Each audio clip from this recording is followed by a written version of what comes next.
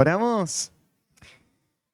Padre, gracias por permitirnos llegar esta mañana y encontrarnos de nuevo y poder pasar una mañana juntos estudiando tu palabra y teniendo comunión. Y Señor, pedimos que tú uses todo lo que vamos a hacer hoy para seguir afirmando nuestro corazón en tu verdad y estimulándonos al amor y a las buenas obras. Equípanos, Señor, para el ministerio, para la tarea que tenemos edificando la vida de hermanos, de nuestras familias. Usa, Señor, esta mañana para darnos herramientas que nos permitan evaluar nuestro corazón, seguir afirmándonos y creciendo y pudiendo, Señor, también ayudar y servir a otros. Gracias por cada hermano y por lo que también tú estás haciendo en sus corazones, y te pido que tú sostengas, bendigas a cada uno. Y Señor, a los que vienen en camino también tráeles con bien esta mañana. En nombre de Jesús, amén.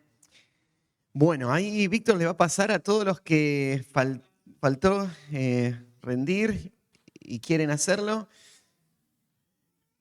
¿Sí? Ahí él les ofrece. El que no lo... Bueno, ahí queda el desafío personal, porque va a ser bueno, va a ser útil saberlo. Pero igual hoy era el plazo para rendirlo. Pero igual estudialo para vos, porque te va a venir bien. La semana que viene vamos a hacer otro examen, otro mapa.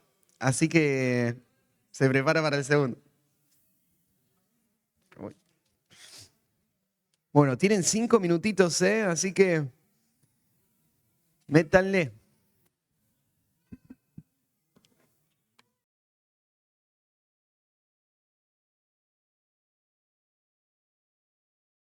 Estudio de Mesopotamia y en la clase 4 tenemos bastante por cubrir, así que vamos a correr un poquito esta mañana, pero espero que podamos seguir avanzando y entendiendo más del mundo de esa región y en aquella época. Una de las cosas que mencioné ya varias veces, pero la semana pasada estuve explicando, es que hay algunos detalles que vamos a diferir con los arqueólogos, especialmente fechas y algunos conceptos del proceso por el cual llegó la civilización a donde está hoy, pero hay otras cosas que son comunes. Y venimos hablando de que Mesopotamia es el lugar donde todos están de acuerdo de que comenzó la vida. Bueno, la vida no, las comunidades, las más antiguas. Y entonces el conocimiento que hoy hay de esas primeras comunidades eh, se basa en algunos artefactos y las excavaciones que se han hecho en esa zona y que sacaron a luz las primeras ciudades, las ciudades más antiguas. Y a partir de eso se hizo se armó una imagen de cómo se vio el desarrollo inicial de la historia allá. Y lo que nosotros estamos haciendo es comparando lo que nos dice la arqueología con lo que nos dice Génesis. Y en aquello que coinciden, entonces nos alegramos y decimos, hay ahí un testimonio de la veracidad de las escrituras. Y en aquello que no coinciden, lo corregimos y nosotros creemos lo que la Biblia dice, ¿no? Lo que hoy vamos a ver tiene que ver con el desarrollo de las primeras culturas y civilizaciones. A veces la arqueología hace una distinción entre estos dos términos, y por cultura se refiere al uso de algunos elementos que hacen que identifique a ese grupo con ciertos avances, tecnologías que la hacen común, que la identifican. Y cuando hablamos de civilización, estamos hablando de una relación entre grupos que trasciende a un solo lugar y que tienen estas cosas en común y que están organizados. Entonces lo que vamos a ver ahí en Mesopotamia es que ahí es donde comenzó todo esto. Y la Biblia también lo afirma así. La semana pasada leíamos en Génesis 10 que fue ahí en Mesopotamia donde se fundaron las primeras ciudades. Y nosotros, y no solamente la primera ciudad, sino los primeros grupos de ciudades. Según la arqueología, el registro más antiguo que tenemos de una civilización se le conoce como la civilización sumeria. Y ustedes la ubicaron ahí al sur de Mesopotamia, en el mapa. Ahí hay un mapita en sus apuntes también, donde está sombreadito en amarillo, donde se desarrolló esta primer civilización antigua. Y lo que tenemos ahí es un grupo de ciudades que van a empezar a formar una forma de vida en común y ciertas relaciones. Cuando vemos el surgimiento de Sumeria, los arqueólogos no ven en Sumeria una evidencia de conquistas, sino más bien de un desarrollo orgánico, y por eso es que ellos creen que fue la necesidad de lidiar con el Éufrates para sobrevivir que hizo que estos primeros pueblos se unan en un propósito en común. La civilización de Sumeria no duró mucho tiempo y, como les digo, no fue un imperio mundial, pero sí es muy valiosa, es muy importante, porque la cultura que se desarrolló ahí va a dejar una influencia en todas las que van a seguir después. Lo que veíamos la semana pasada, por ejemplo, con el descubrimiento del lenguaje escrito, lo que veíamos con algunas de las costumbres de la arquitectura o de la vida social, se empezó a desarrollar ahí en Sumeria y eso después fue adoptado por los demás grupos que vinieron después. Así que aunque políticamente y militarmente Sumeria no fue un gran imperio, culturalmente dejó muchos precedentes para lo que iba a venir después. Una de las características que los arqueólogos nos cuentan de Sumeria, que nos llama la atención, es el politeísmo. Como estudiantes bíblicos, nosotros nos hacemos esta pregunta: ¿cómo surgió el politeísmo en el mundo? Porque cuando Noé bajó del arca, tenemos solo a Noé y su familia. Evidentemente hay un solo Dios verdadero. Noé siguió las directivas de este Dios y Dios salvó su vida y de su familia. Así que hay una adoración monoteísta cuando comienza el nuevo inicio de la historia de la humanidad. Y de ahí fue que Noé empezó a crecer, su familia a multiplicarse, y de ahí se formó la primera cultura en la zona de Sinar, lo llama la Biblia, o de Sumeria después, ¿no es cierto? Lo llaman los arqueólogos. Entonces, ¿cómo es que los descendientes de Noé pasaron del monoteísmo al politeísmo? A tal punto que los historiadores, los arqueólogos, no encuentran rastros de monoteísmo antes de Moisés. Ahora, déjenme aclarar esto. El monoteísmo siempre existió, ¿sí? El hecho de que los arqueólogos no encuentran rastros del monoteísmo no quiere decir que el politeísmo fue el origen y el monoteísmo fue algo que surgió más adelante, como una invención moderna, sino que, claro, el monoteísmo bíblico no tiene artefactos que puedan ser encontrados, no hay estatuitas de ídolos. Y donde no están las estatuitas de esos ídolos, no se puede identificar si estos altares fueron hechos a este Dios o a qué Dios. Entonces es difícil encontrar un monoteísta antes de Moisés porque no tenemos un registro escrito de las prácticas anteriores del monoteísmo. Pero para que vos tengas una idea, un cuadro real de la situación, cuando ¿se acuerdan ahí en Génesis 4 y 5, cuando Adán y Eva tienen sus primeros hijos? Caín mata a Abel, pero después nace otro hijo que se llama Set. Y a partir de ahí, dice, los hombres comenzaron a invocar el nombre del Señor. Invocar el nombre del Señor significa llamarse del nombre del Señor, identificarse con el Señor. Con Set comenzó una línea piadosa que se mantuvo a través de los siglos, de hombres que se identificaban con el Dios verdadero, con Jehová.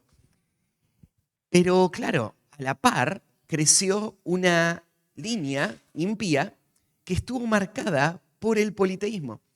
El politeísmo nace por la inclinación que el hombre tiene a servir sus propios deseos y crear en su imaginación un reemplazo de Dios que sirva a sus propios deseos.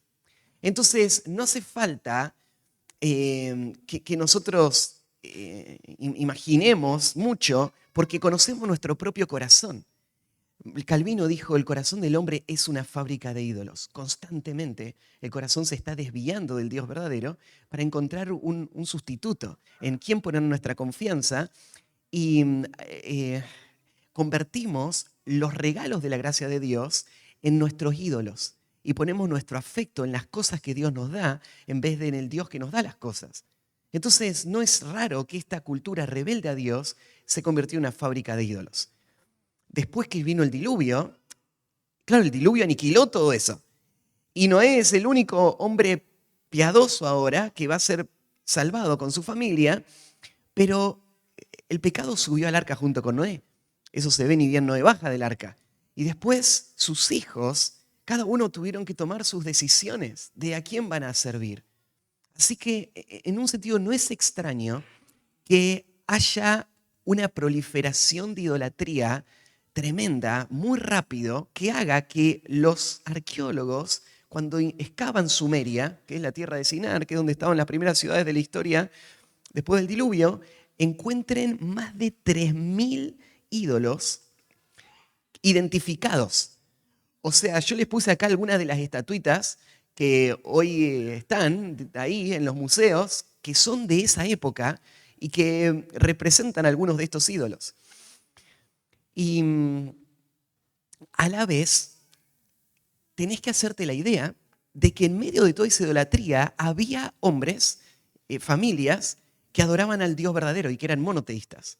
No hay registros seculares de ellos, pero sí registros bíblicos de ellos. Un ejemplo bíblico es Job, por ejemplo. No podemos saber exactamente cuándo vivió Job, pero calculamos que Job vivió en el tiempo de los patriarcas, en el tiempo de Abraham o antes puede haber vivido, ¿sí?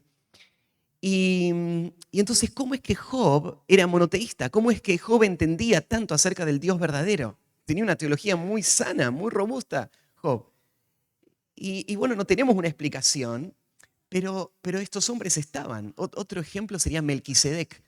¿Se acuerdan cuando Abraham encuentra a un sacerdote del Dios Altísimo en una ciudad que se llama Paz? Y vos decís, ¿cómo llegó a este hombre ahí? ¿De dónde escuchó del Dios Altísimo? Nos parece como que Abraham sería el único en todo el mundo. No era el único en todo el mundo. Había otros.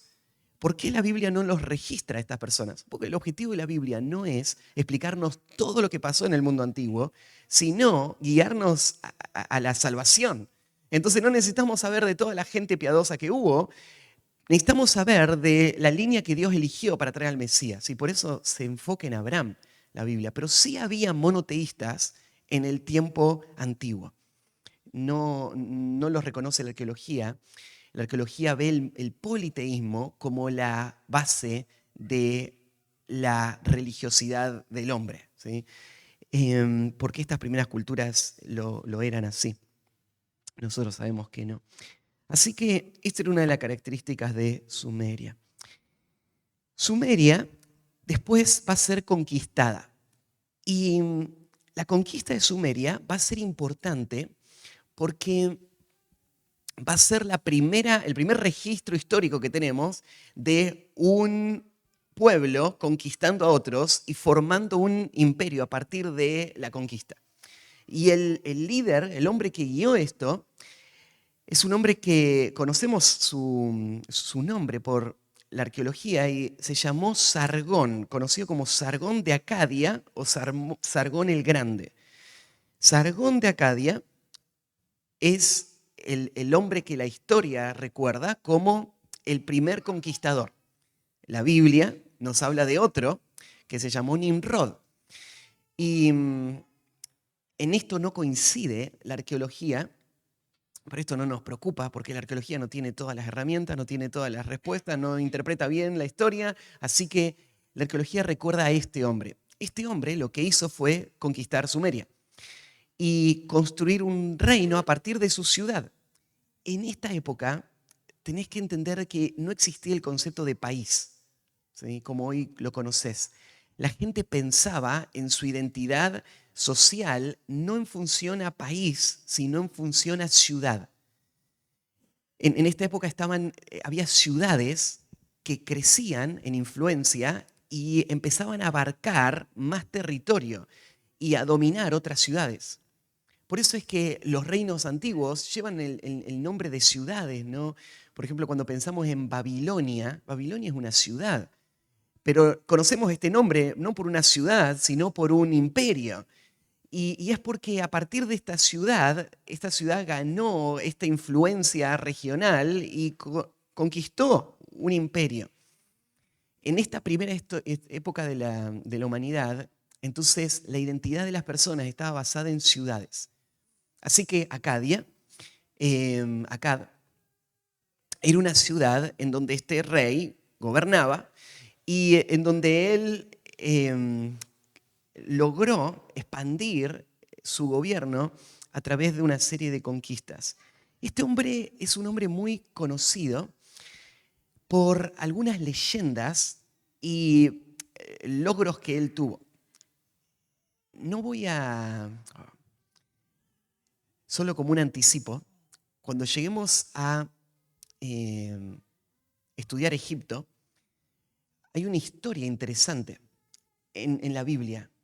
La historia de cómo Moisés fue salvado del río Nilo, de la muerte segura, ¿no? El faraón había dado la orden de que todos los niños debían morir y a la madre de Moisés se le ocurre la idea más absurda que podrías imaginar. Llevar a su hijito, ponerlo en una canasta y dejarlo flotando en un río infectado con cocodrilos a la deriva para ver qué iba a pasar. Y vos decís, de todas las ideas que se le pudiera haber ocurrido de cómo salvar a su hijo, ¿cómo llegó a esta idea esta mujer? Bueno, esta idea tiene que ver con una leyenda que se conocía muy bien en el mundo antiguo.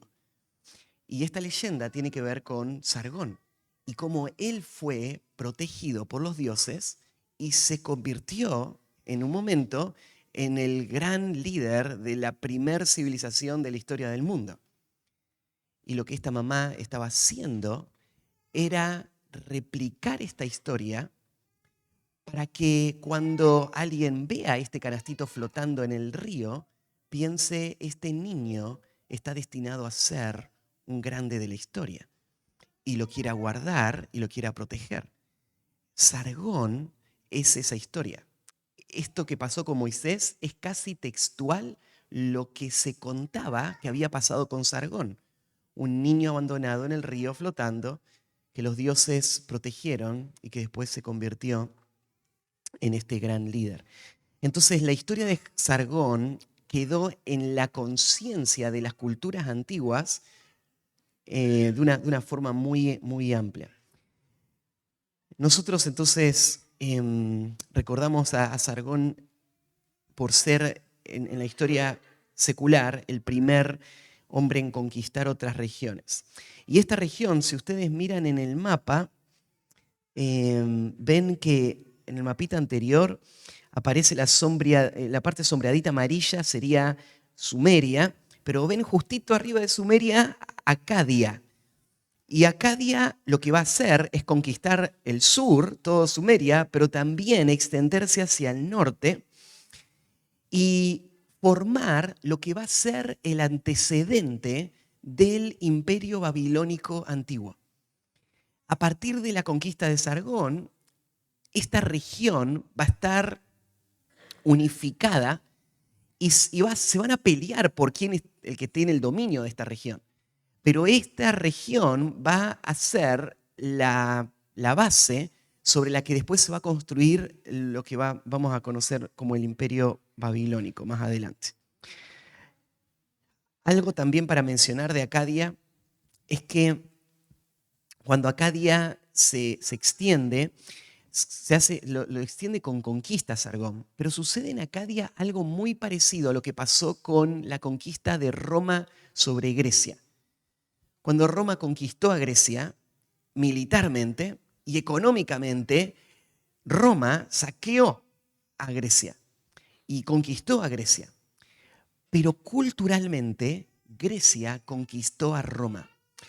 Cuando Roma incorpora todo el territorio griego y a toda la gente que estaba en ese territorio, la cultura griega tenía tanto desarrollo que inmediatamente empezó a influenciar todas las áreas del mundo romano. Y en poco tiempo cambió toda la cultura romana para convertirla en lo que hoy conocemos como la cultura greco-romana. La cultura griega es la que se desarrolló en el entorno, en el seno de Roma. Lo mismo pasó con Sumeria y Acadia. Sumeria es el alma, Acadia fue la fuerza que dominó, ¿sí? Pero esta es la forma en la que podemos entenderlo. Bueno, hay muchas cosas de toda esta historia que no nos interesa mucho, porque la verdad es que aportan poco, pero sí hay un detalle que quiero pasar un poquito de tiempo, y es poder ubicar a Abraham en esta cultura. Porque si vos venimos más o menos siguiendo la línea cronológica y estábamos en Génesis 10 y ahora llegamos a Génesis 11 y tenemos una transición ahí al final de Génesis 11, en donde en una forma de embudo la historia bíblica se va a concentrar en un hombre, el hombre que Dios va a elegir para formar la nación de Israel y traer al Mesías. Y arranca ahí, miren, abran en Génesis 11, arranca con una pequeña genealogía.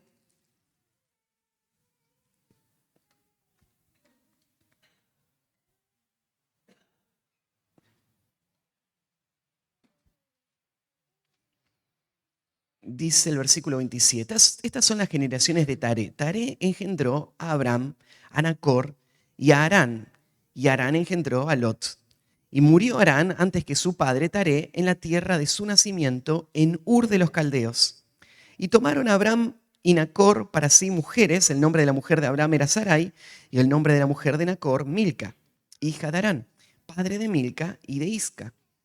Mas Sarai era estéril y no tenía hijos. Y tomó Taré a Abraham, su hijo, y a Lot, hijo de Harán, hijo de su hijo, y a Sarai, su nuera, mujer de Abraham, su hijo, y salió con ellos de Ur de los Caldeos para ir a la tierra de Canaán. Y vinieron hasta Harán y se quedaron allí. Y fueron los días de Taré 205 años, y murió Taré en Harán.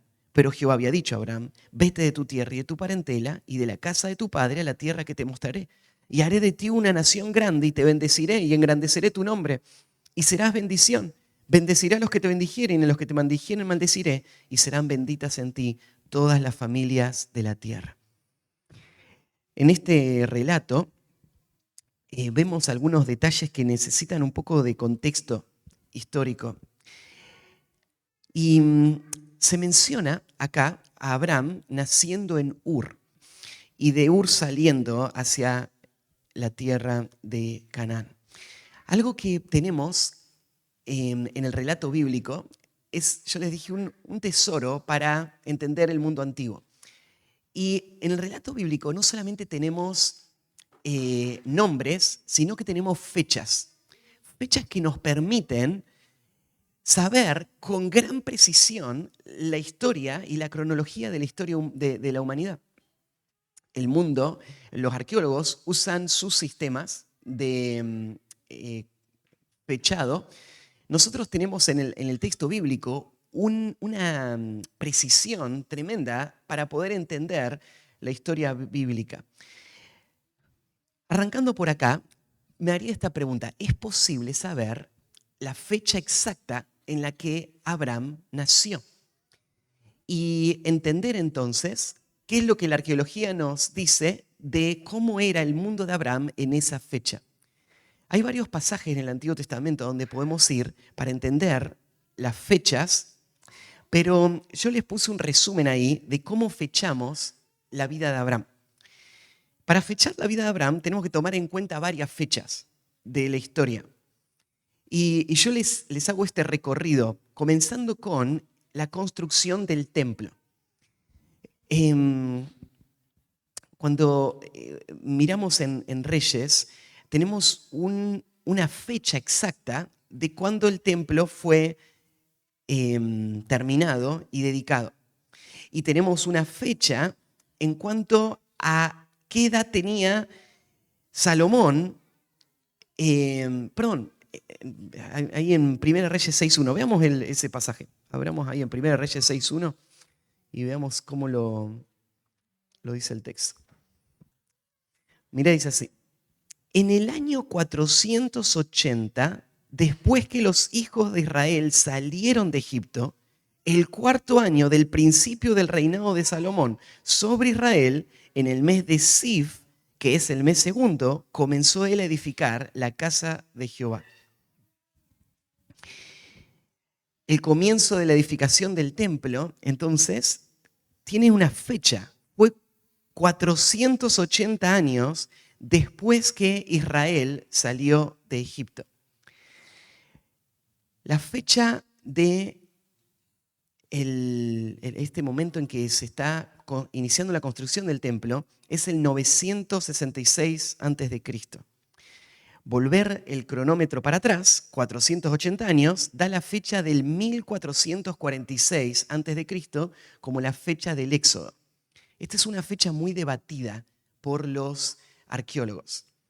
Los arqueólogos que aceptan que hubo un éxodo de Egipto, pero son liberales y no creen en la autoridad de la Escritura, dicen que las condiciones de Egipto y la historia y la cronología de los faraones de Egipto no coinciden con las fechas bíblicas. Entonces ellos creen que hay un error acá y que la salida de Egipto no fue en el 1400 a.C., sino que fue en el 1200 a.C. Hay varios argumentos que ellos usan para esto. Uno de los argumentos es que la Biblia dice que en Éxodo capítulo 1 que los judíos construyeron la ciudad de Ramsés. Y todos los que han estudiado historia egipcia saben que Ramsés fue uno de los faraones más famosos de la historia egipcia y que vivió en el 1200 a.C. Entonces, ¿cómo puede ser que Israel en el 1400 a.C. haya construido las ciudades de un hombre que vivió 200 años después? Y obviamente ese nombre fue editado después. Cuando Israel construyó estas ciudades no eran las ciudades de Ramsés. Pero cuando Ramsés llegó al poder, él tomó estas ciudades y las reconstruyó y le cambió el nombre, como sucede tantas veces en la historia del mundo antiguo. Y entonces ahora son las ciudades de Ramsés. Y son las que Israel había construido siglos antes. Entonces, hay un debate en cuanto a las fechas, pero para nosotros es uno de los indicadores que te muestran qué cree una persona en cuanto a la autoridad bíblica, ¿sí? En qué fecha salió Israel de Egipto es uno de los indicadores que distingue a un liberal de un biblicista, ¿sí? Una persona que cree en la autoridad de las Escrituras. Y este es uno de los detalles. Entonces, en el 1446 a.C. salieron de Egipto. Según Éxodo capítulo 12, versículo 40, si quieren abrir ahí, en Éxodo 12, 40, dice: el tiempo que los hijos de Israel habitaron en Egipto fue 430 años. O sea, si volvemos el cronómetro para atrás, 430 años, vamos a llegar al día en que Jacob llegó con sus hijos y fue recibido por José y empezaron a habitar en Egipto, lo cual nos da la fecha del 1876 a.C. Del 1876 a.C., para ese momento habían pasado 3 generaciones, ¿sí? Había estado Abraham, Isaac y Jacob, cada uno de ellos viviendo más años de lo normal. Nos da si vos seguís la fecha en que se tuvieron estos hijos y en las que vivió cada uno de ellos, en el año, 215 años antes había llegado Abraham a Canaán. Y nos dice ahí en Génesis capítulo 12 que Abraham era de edad de 75 años cuando salió de Ur. Y si restamos esos 75 años, nos da que Abraham nació en la ciudad de Ur en el año 2166 a.C. ¿Sí? Esta sería la fecha exacta en la que Abraham nació ahí en Ur. Entonces la pregunta que nos hacemos es, ¿qué nos dice la arqueología en cuanto a Ur en ese contexto? ¿Dónde nació Abraham? Cuando nació Abraham, Ur era una de las principales ciudades de su época. Hubiese sido como haber nacido, no sé, en Nueva York, en una de las ciudades más importantes en términos políticos, comerciales. Era una ciudad religiosa muy importante que coordinaba la adoración y el politeísmo en toda la región.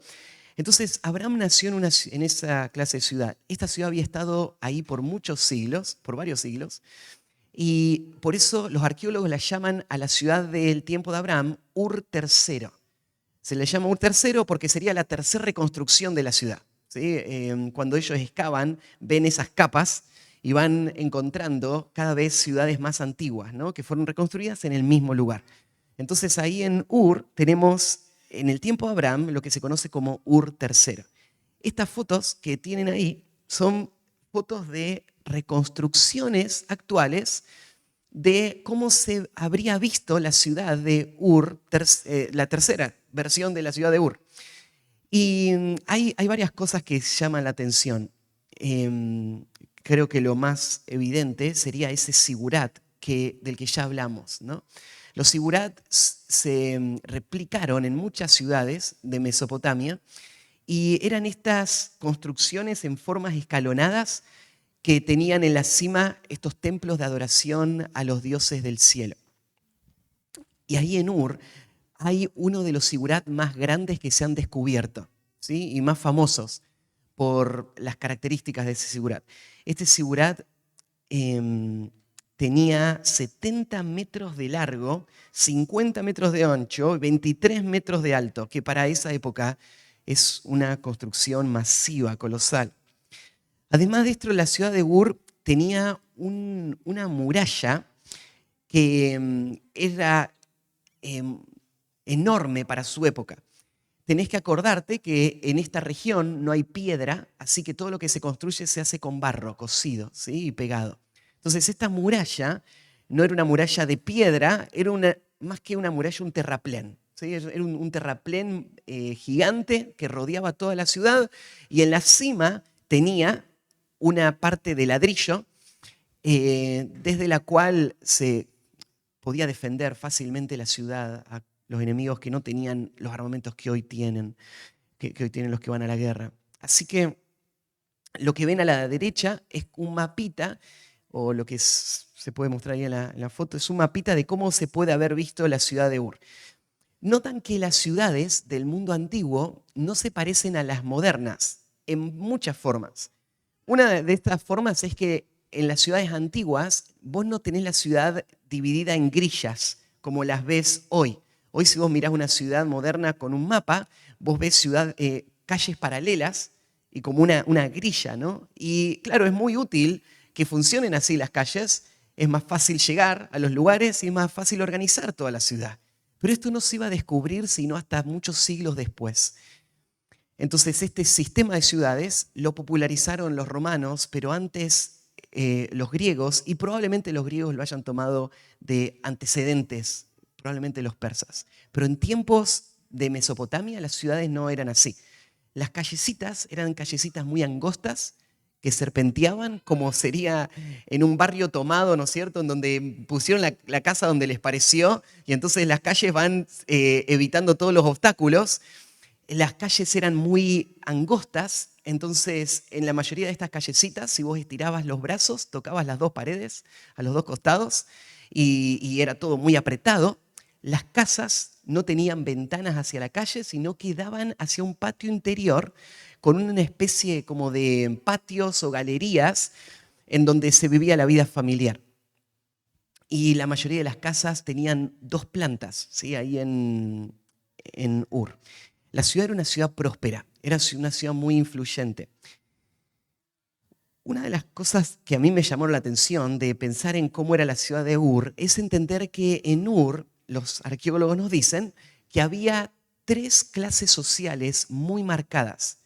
Algo que te va a llamar la atención en el mundo antiguo es que en la mayoría de los contextos la gente se mantenía en su lugar social por generaciones. No había una escala social. O sea, hoy en día, más allá de todo lo que se habla de la justicia social, personas que se esfuerzan y tienen buenas disciplinas y que en la providencia del Señor suceden cosas que permiten un desarrollo económico, pueden pasar de un nivel social a otro, ¿sí? Personas muy pobres pueden terminar siendo muy ricas, ¿sí? Porque les salió el negocio que tenían. En el mundo antiguo eso nunca pasaba. Un pobre nunca pasaba a ser rico por la forma en la que funcionaba la cultura y la sociedad. Entonces la riqueza se basaba en bienes que eran pasados de generación en generación. Entonces vos nacías en una familia y te mantenías en la condición social de esa familia toda tu vida. Y en general sucedía así. Entonces había 3 clases sociales bien marcadas. Estaba la clase dirigente, que históricamente ha sido la clase rica, ¿no? En todas las culturas, y es la clase que estaba relacionada con la vida espiritual también de la nación. En esa ciudad y en todas las de aquella época, la política y la religión eran una sola cosa. Y entonces los sacerdotes y los líderes de la ciudad eran los que tenían el poder más grande en la ciudad. Después, en el otro extremo, estaban los esclavos. La esclavitud fue una práctica desde tiempos inmemorables, ¿no? Entonces, cada vez que un pueblo conquistaba otro pueblo, hacía que todos los que eran conquistados pasen a ser esclavos y pasen a ser propiedad. Y había otras razones por las que gente llegaba al estado de esclavitud, pero estos esclavos eran gente que no tenía ningún derecho, no tenía bienes, no tenía propiedades, eran usados y manejados por la gente que sí los tenía. Y en el medio había una clase social de comerciantes, que no eran ni los poderosos ni los esclavos, era gente que administraba y manejaba un dinero y se caracterizaba por ser gente que viajaba. Llevaba bienes de un lugar a otro y con eso tenían sus ganancias. Entonces, esta gente vivía en las grandes ciudades porque ahí es donde comerciaban. No tenían terreno, o sea, no tenían campos que cultivar, porque su riqueza la sacaban del comercio y de la interacción. Cuando miramos la ciudad de Ur de aquella época y pensamos en Abraham, lo que leemos en la escritura de Abraham nos hace pensar que tal vez él era de esta clase media, ¿no? Si Abraham hubiese sido un esclavo, él no hubiese podido salir de Ur porque los esclavos son propiedad. Si él hubiese sido parte de la clase dirigente, también todas sus condiciones y las relaciones hubiesen hecho muy difícil imaginar este llamado y esta salida inmediata. Más bien las características de Abraham que él va a mostrar con el tiempo parecen ser las de un comerciante, ¿no? Alguien que sabe viajar y que toma los caminos correctos y que sabe cómo administrar sus bienes y sus propiedades. Él sale con cierta riqueza, pero en el proceso Dios le va a bendecir y va a generar muchísimo más riqueza. Entonces uno puede imaginar, este es Abraham en este momento. Algo que tenés que pensar también es que la gente en esa época no se muda con frecuencia. No es gente que, como hoy, le sale un trabajo en otra ciudad y se va a vivir allá. Es gente que nace, crece y muere en el mismo lugar. Lo que estamos viendo en Abraham, cuando leemos ahí Génesis 12, a Dios decirle, deja tu tierra y tu parentela y la casa de tu padre y ve a la tierra que te voy a mostrar, es algo que era totalmente descabellado para cualquier persona de ese tiempo, ¿no? Y por eso es que la Biblia lo presenta a Abraham como el padre de la fe. Esta decisión de Abraham de salir fue un testimonio de que él le creyó a Dios en la promesa que Dios le había dado. Abraham era un idólatra, igual que todos en su ciudad. En Josué, capítulo 24, hay una mención que Josué hace en ese pasaje famoso donde él le dice, elijan hoy a quién van a servir. Él le dice, elijan si van a servir a los dioses que sirvieron vuestros padres del otro lado del río, o los dioses que sirvieron en Egipto, pero yo y mi casa serviremos a Jehová. Cuando Josué hace referencia a los dioses que sirvieron los padres del otro lado del río, se está refiriendo al río Éufrates y se está refiriendo a Abraham, cuando está hablando de la idolatría desde la cual Dios sacó a este pueblo. Entonces, la imagen que vos tenés que hacerte de Abraham no es que Abraham era como Job, un hombre piadoso, monoteísta, que vivía en Ur por alguna otra razón. No era como Melquisedec, Abraham, un siervo del Dios Altísimo, un sacerdote del Dios Altísimo. Abraham era un idólatra más. En medio de una ciudad próspera, era un hombre dedicado a sus negocios y a su vida, con sus posesiones. Y aunque no tenemos los detalles de qué fue haciendo Dios en el corazón de Abraham, Génesis lo presenta como algo totalmente radical. En el medio de toda esa situación, Dios se le aparece a Abraham y le dice esto que es tan difícil de imaginar. ¿Quién es este Dios? ¿Por qué me está haciendo estas promesas a mí? Lo que Él está pidiendo de mí es algo demasiado grande. Lo que Él me promete es algo humanamente imposible. Todo alrededor de este llamado hacía que sea imposible que un hombre así responda. ¿Y qué fue lo que hizo que Abraham responda en fe? Lo mismo que hace que cualquier persona responda en fe, un milagro. Es la gracia de Dios que tiene el poder para salvar a una persona, aún en los contextos más inesperados. Y esto es lo asombroso de la gracia de Dios. Hoy en la predicación vamos a estudiar el rechazo de Cristo, o de Nazaret a Cristo, el pueblo donde Jesús creció, el lugar que vio todo el desarrollo de Cristo y tuvo los privilegios más grandes. Y esto es lo asombroso de la salvación. Las personas que tienen todo para creer endurecen su corazón. Y las personas más impredecibles, un idólatra viviendo para sí mismo en una región totalmente perdida y oscura, con una sola voz que le habla y le dice lo que sería imposible humanamente de creer, cree y se convierte. Este es un milagro, este es el poder de Dios para salvar. Bueno, déjenme introducirme al próximo tema, aunque no sé si lo vamos a poder terminar, pero por lo menos lo avanzamos un poquito. Ahí en el reino babilonio antiguo podemos ver como el próximo paso, la próxima etapa en lo que pasó en el siglo XIX a.C. Estamos en el 1800 a.C. Entonces, Abraham, 1200 a.C., 1166 a.C., y de ahí empieza su vida. 2166 a.C. Avanzamos un poquito más después de Abraham. Y mientras ahí en Canaán están viviendo el nieto de Abraham, va a pasar algo en Mesopotamia que tenés que saber. Va a surgir un nuevo imperio, que es el imperio de Hammurabi. Hammurabi es un hombre muy famoso de la historia por varias razones. Tal vez la más conocida es un sistema de leyes que se encontró, que él desarrolló y que por mucho tiempo se creyó que era el sistema de leyes más antiguo del mundo. Como suele pasar con la arqueología, tiempo después se encontraron sistemas de leyes más antiguos que Hammurabi. Entonces ya él no tiene ese lugar en el podio, él no es el que inventó la ley y la coordinó, pero sí él fue el que llevó la ley a otro nivel.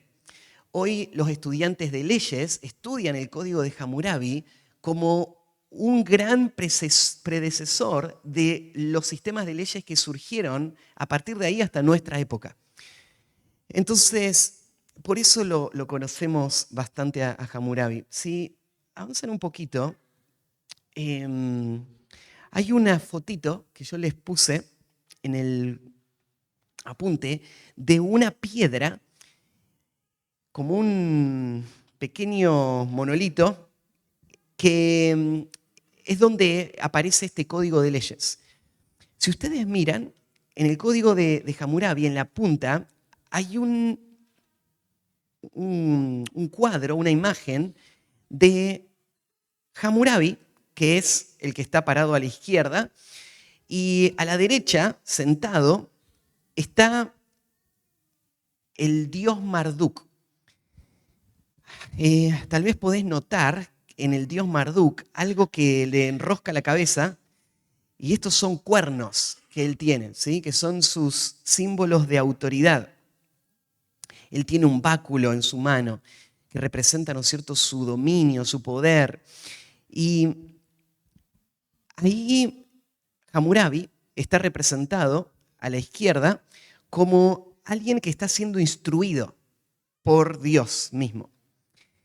Así que en este cuadro vos podés ver algo de lo que Hammurabi quiso representar en esta ley.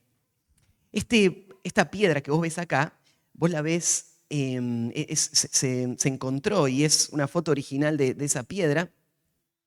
Y se cree que esta piedra se había colocado en el centro de todos los pueblos y ciudades de Mesopotamia en el tiempo del gobierno de Hammurabi. Hammurabi había hecho propaganda en todo su imperio de que el dios Marduk era en realidad la cabeza de todos los dioses. Aunque había muchos dioses, hay un dios que es el dios que controla a todos los demás dioses. Y este argumento iba a servir para que Hammurabi proteja o fomente su lugar y su autoridad sobre todo este imperio, porque lo que dijo fue, este Dios verdadero, o este Dios con autoridad y poder sobre todos los demás dioses, me eligió a mí para que yo sea su vocero. Y él me dio su ley, la ley que tienen que seguir todos los habitantes de esta tierra. No sé si te resulta familiar este cuadro, alguien que está diciendo, hay un solo Dios que está ordenando a todo el mundo vivir de acuerdo a su ley y yo soy su vocero para este mundo, pero si todavía no sonó la campana en tu mente, este es un cuadro de lo que es Moisés para nosotros, ¿no? Y esto es una de las razones por la que los historiadores y los arqueólogos acusan a la fe judía y la fe cristiana de no ser más que una simple réplica barata de lo que estaba pasando en el mundo antiguo mucho antes que comience la historia de Israel. La salida de Egipto fue en el 1446 a.C. Hammurabi gobernó en su imperio en el 1800 a.C., o sea, 400 años antes de Moisés. Moisés creció en Egipto, en una cultura muy avanzada. Él estudió en Egipto. No hay duda de que Moisés conocía a Hammurabi. Moisés conocía el código de Hammurabi. Moisés entendía muy bien la historia de Mesopotamia. Entonces, la acusación es, lo que hizo Moisés fue robar de Hammurabi este cuadro e imponerse él mismo como la autoridad para Israel. ¿Sí? Así que estas son las leyes que Dios da para todos los hombres. Y lo que tenés en ese cuadrito, ahora en un momento les voy a resolver esta tensión, pero lo que tenés en ese pilar es a partir de ahí, en forma circular, escritas todas estas leyes que regían sobre la tierra de Mesopotamia. Estas son 282 leyes que están escritas en 3.600 líneas y 44 columnas. O sea, es un código masivo de leyes. ¿Es el código de Hammurabi o es la ley de Moisés una réplica barata del código de Hammurabi? Cualquiera que haga esta acusación falla en entender las distinciones que hay entre estos dos sistemas de leyes. Si bien, sin duda, hay similitudes, porque Moisés va a dar leyes de parte de Dios para el pueblo, pero no sería justo compararlas. Primera diferencia es que Hammurabi dijo, Marduk es el Dios principal entre todos los dioses. La teología bíblica no es politeísta, sino que es monoteísta.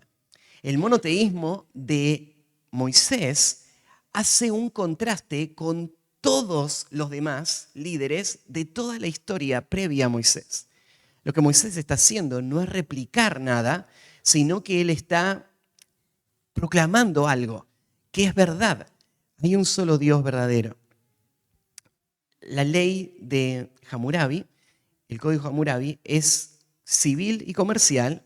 El código de Moisés es civil y religioso. Uno lee la ley, los 5 libros del Pentateuco, y uno no ve una lista solamente de ítems de cómo desarrollarme socialmente, sino que principalmente está enfocado en cómo desarrollar mi relación con Dios. Y desde ahí, ¿no es cierto?, en cómo vivo una vida que agrada a Dios. La ley de Hammurabi, por ejemplo, muestra una distinción de castigos de acuerdo a las clases sociales. Está basada en un principio de distinción social. El código de Moisés es un código que muestra la veracidad de la ley en base a esta regulación absoluta, sin distinción social. Entonces, en el código de Hammurabi, por ejemplo, una cosa es que un esposo le sea infiel a su esposa, otra cosa es que la esposa le sea infiel al esposo. O sea, si la esposa le es infiel al esposo, el esposo tenía el derecho de matar a la esposa. Si el esposo le es infiel a la esposa, entonces tiene que compensar a la esposa. Entonces, ¿por qué esa diferencia? Es porque el código de Hammurabi es un código que no es a partir del cual Moisés creó su código, es un código que está atravesado por desviaciones, distorsiones del valor de la vida humana. Y entonces el código de Moisés refleja la intención de Dios y la realidad del código de Hammurabi es una distorsión. Hammurabi reclama ser el sabio que da la ley que él compone de parte de con la influencia de Dios y la autoridad que Dios le da. Entonces, lo que Hammurabi no dice es que esta ley vino textualmente de parte de Marduk. Él dice que él la creó, pero por orden de Marduk. Y lo que Moisés va a dar son las palabras de Dios mismo, ¿sí? Los requisitos de Dios. El código Hammurabi no es el antecedente de la ley de Moisés, son dos cosas distintas. Pero sí hay un detalle del código de Hammurabi, y con este termino. En la ley 145, en la línea 145 del código Hammurabi, tenemos la siguiente regulación. Dice que si un hombre toma a una doncella y no le da hijos, y él quiere tomar una concubina, ese hombre puede tomar una concubina y traerla a su casa. Esa concubina no debe competir con su esposa. La 146, la que sigue, dice, si un hombre toma una doncella y ella le da a su esposo una sierva y ella le da un hijo, pero luego la sierva compite con la doncella porque ella le ha dado un hijo, la doncella no la puede vender por dinero, pero la puede reducir en esclavitud y contarla como las otras siervas. Esto está grabado en una piedra que data del 1800 a.C. Tal vez te hace recordar una historia esta situación, ¿no? Es la historia de Abraham. Y de nuevo, vos lees la historia de Abraham, ¿no es cierto? No podían tener hijos con Sara. Y Sara viene a Abraham y le dice, ¿por qué no dormís con mi esclava? Y tenés una hija con mi esclava. Para cualquier lector moderno, esto tiene que chocarte como algo totalmente absurdo.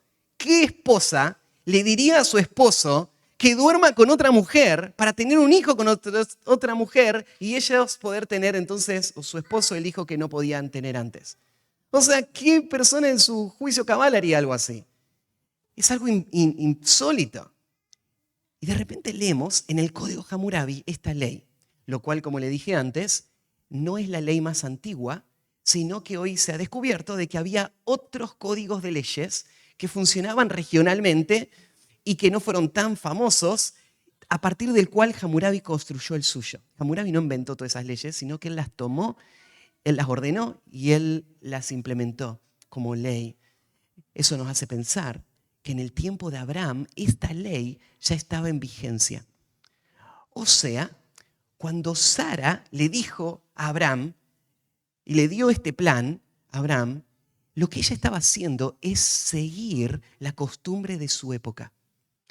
Es operar de forma perfectamente acorde a la ley que regulaba su tierra. Claro, había un problema, ¿no? Las leyes que gobernaban la tierra eran leyes que iban en contra del diseño de Dios para el matrimonio y que iban a servir como una excusa para que esta mujer y este hombre, en incredulidad, dudando de las promesas de Dios, intenten tomar los asuntos en sus manos y lograr lo que ellos querían, tener ese hijo. Y no estaban rompiendo ninguna ley. Ellos estaban cumpliendo la ley de la tierra, pero rompiendo la ley de Dios. Lo que esto nos muestra, ¿no es cierto?, es que el corazón del hombre no ha cambiado, ¿no?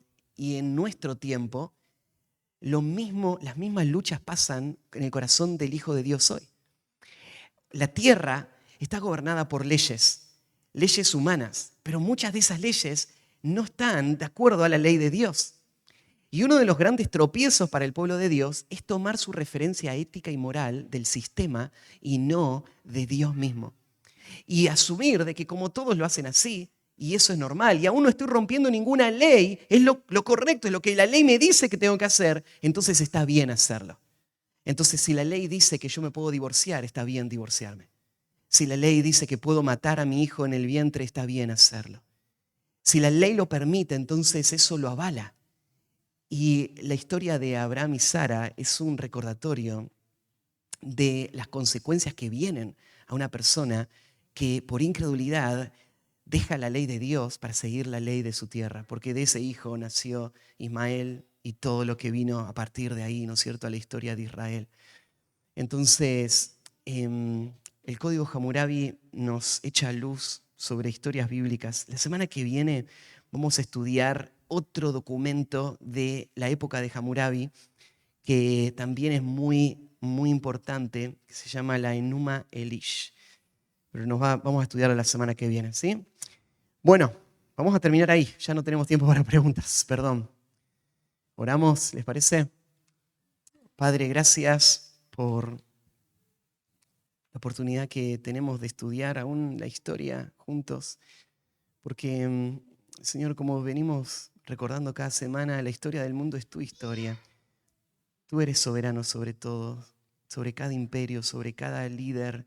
Tú levantas y tú humillas y tú vas cumpliendo propósitos de salvación. Y aunque hay un enemigo que se ocupa de engañar, de traer tropiezos al mundo, Señor, ningún pensamiento o estrategia del enemigo puede evitar que tu obra poderosa de salvación suceda en el corazón cuando tú llegas a una vida como la de Abraham y le llamas y le salvas, Señor. Y nadie puede evitar que tú tomes lo vil, lo menospreciado, lo débil de este mundo y hagas una obra preciosa que te lleve gloria a ti.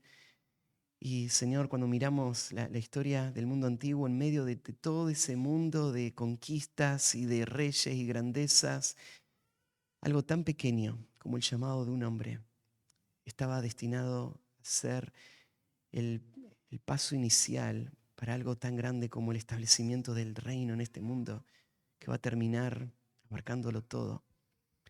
Y Señor, cuando el mundo mira eh, la fe cristiana, la menosprecia, la ignora, no encaja dentro de todo su sentido de grandeza, pero nosotros vemos que tú estás orquestando todo y aún los reinos que se levantan o caen, todos sirven para tus propósitos. Y Señor, nosotros nos gozamos en verlo, y lo creemos y nos rendimos a ti. Tú eres nuestro Dios, te amamos, queremos vivir para ti y esperamos, Señor, que tú dirijas nuestras vidas también. Y te encomendamos este culto a ti que vamos a tener ahora en un momento. Sigue afirmando tu iglesia para que podamos ser luz en nuestro tiempo y ser tus instrumentos de salvación. En el nombre de Cristo Jesús. Amén.